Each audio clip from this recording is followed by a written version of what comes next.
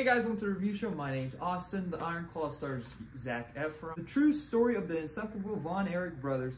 Through tragedy and triumph, under the shadow of their demeaning father and coach, the brothers seek larger-than-life immortal on the biggest stage in sports. Zac Efron isn't an actor that I would say who is an amazing actor. I mean, yeah, he is good in his certain roles, like High School Musical and The Greatest Showman. He was good in that too.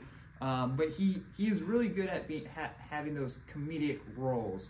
But when it comes to being a serious role, not the greatest. I mean, did anyone see that one Spielberg Stephen King movie adaptation? I forget the name of it. It's like Catching Fire or something on those lines. It was a terrible movie, and so he tried to be serious in that movie. Was terrible all overall, and so he's not really an actor that I would say who could win an Oscar. But I think this movie could win him an Oscar because he is actually really good in this movie. I never really got into wrestling. It was never really my thing. I know people that watch wrestling and they make it their regular thing to watch it whenever it's on. But for me, I'm just it's not really a sport that I could never really get into. There is some physicality to it, putting your body in a lot of pain. But the behind the scenes stuff is sort of scripted, and I do like that they dive into that a little bit in this film, saying oh okay, well, you do this, I'll do that. I like that they dived a little bit into that, and so but majority of this film is about the Erich brothers, and they really did focus on that a lot, and that I really like. You do feel like they're brothers.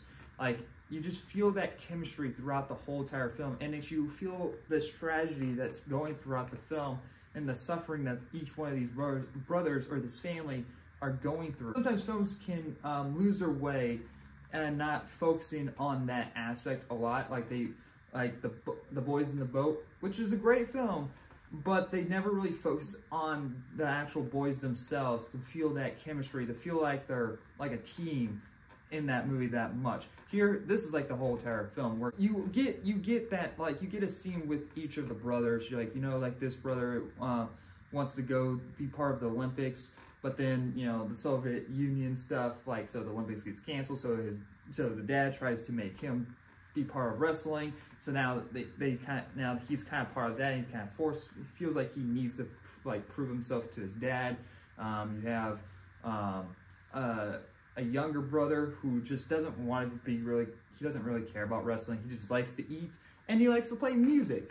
And you also have another brother who just who tries to support wherever he needs to be. And that's the only brother that you don't really know anything about, but each of the other brothers, and so when all the scenes are coming together of these tragic things that are happening, you really feel it from each of the actors because they put on all great performances, and it just really works in the film. The only complaint I really have with the movie really is they set up this becoming the world champion, the heavy-weighted champion, whatever the actual head name of it's called.